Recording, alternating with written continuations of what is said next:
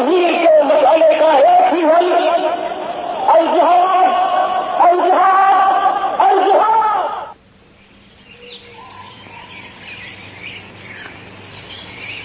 According to Hindu mythology, the valley of Kashmir was created out of the efforts of Kashyap Rishi. For a long time it is known as Kashyap Mor, which means, literally, the place of Kashyap, which then later evolved into the word Kashmir. Kashmir stands apart for its outstanding contributions to religion, philosophy, the arts, and literature, not to speak of the spiritual grace that it bountifully offered to its inhabitants.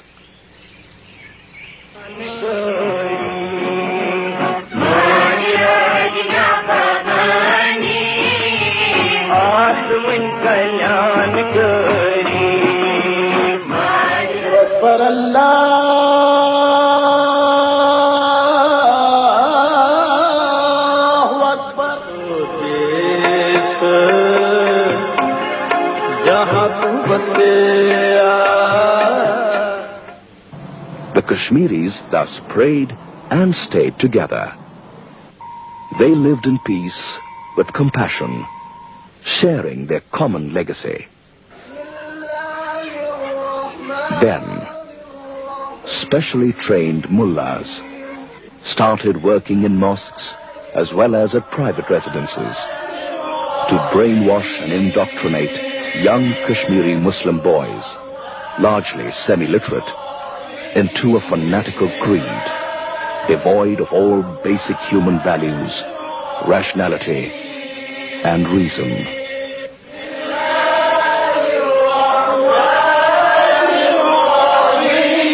This education of Islamic fundamentalism gave birth to a totally different breed of fanatics, which spread nothing but hatred and death towards Hindus. Allahu Akbar, Allahu Akbar.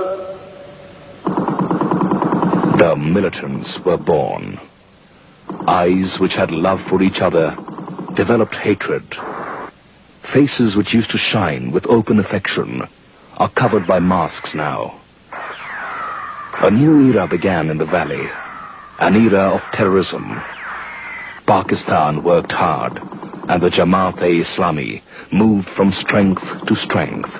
This coincided with the direct extortions made upon the Kashmiri Muslims by the Pakistani media, including the speeches of the then Prime Minister Benazir Bhutto.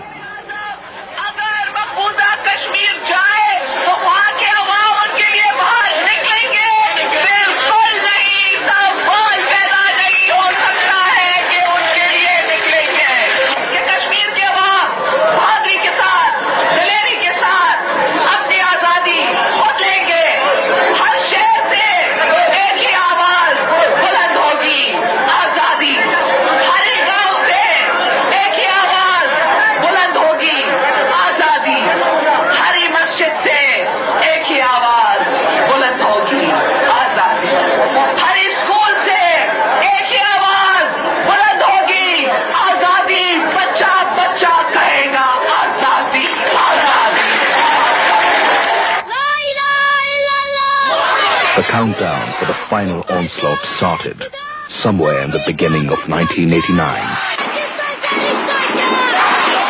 Bomb blasts, destruction of government property became a regular affair.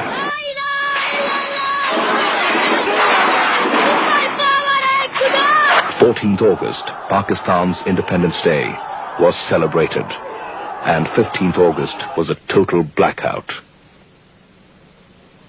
Everyone was forced to adjust his watch with Pakistan's standard time. No Hindu female was allowed to wear a tikka on her forehead, and if she did, acid was thrown on her face. Hindus started receiving threatening phone calls and letters to vacate Kashmir. अगर आप लोग यहाँ से नहीं चले गए तो हम आपके मकानों को जलाकर राख कर देंगे। ये आपके लिए आखिरी मौका है। चले जाओ, इस कश्मीर से चले जाओ। Protests by Hindus to the central government didn't have any impact. This was followed by brutal killings of innocent Hindus. Advocate Tiklal Taplu, philosopher Sarvanand Premi, Justice Neelkant Ganju, Advocate Premnath Bhatt, Doordarshan director Lassa Kaul, all laid down their lives in the name of this secular and democratic India. Women were cut into pieces by saw machines and thrown into the Jhelum River. All this was happening while Farooq Abdullah was the chief minister, busy playing golf and moving around.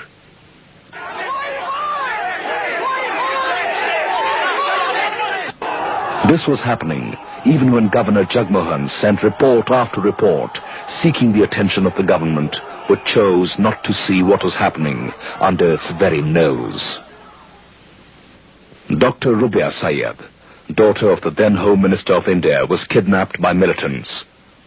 The government of India promptly bowed before the kidnappers by releasing 5 hardcore terrorists who were also responsible for the cold-blooded murder of many innocent lives in exchange for the precious life of the Home Minister's daughter.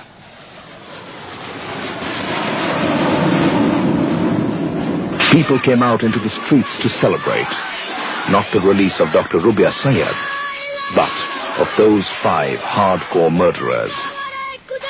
Hindus were forced out of their homes to join and shout anti-India slogans and lead the procession, so that if the security forces fired, Hindus would face the bullets. And it did happen.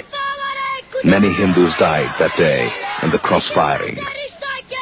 Criminals became heroes overnight.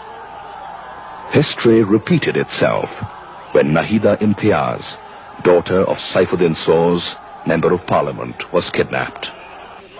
Militants were released once again. Why were the militants not released when the HMT General Manager, Mr. Khera, and the Srinagar University Vice-Chancellor, Mushirul Haq, were kidnapped? Saura Hospital became a militant's den.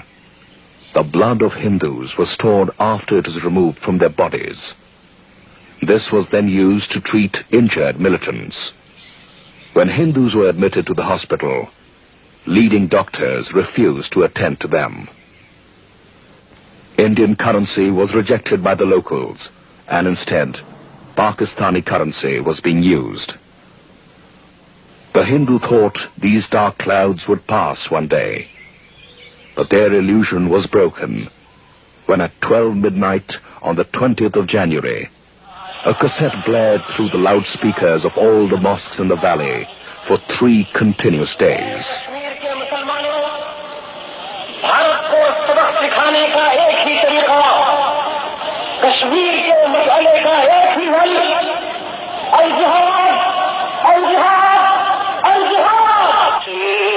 The Hindus were shattered.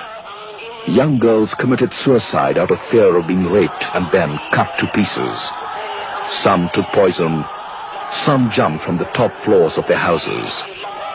Screams and shouts of agony were heard from Hindu homes throughout the valley. In order to safeguard their dignity and prestige, nearly 250,000 Hindus left behind everything they had and came to take refuge in the feet of Mother India. Secular and democratic Mother India.